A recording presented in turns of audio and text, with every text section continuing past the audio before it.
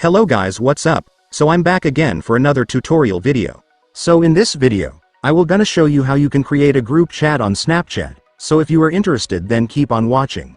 But before all that, if you are new to my channel consider to like and subscribe for more videos like this, and also, you can comment down below if you have something that you want me to make a tutorial about. So without further ado, let's start the tutorial. So to create a group chat on Snapchat, it's actually pretty easy. So to do that, first, I want you to make sure that you are on the chat section of Snapchat.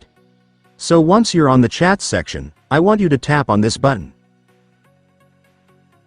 And after tapping it, you will now be able to see the new group option, which is where you can create a group chat. Just go and tap it.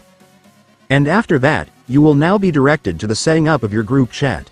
So right here, you just need to select all the friends that you want to add in your group.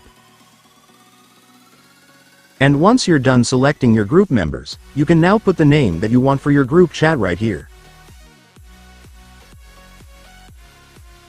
And once you're done entering your group name, you can now tap the chat with group button to completely create your group chat.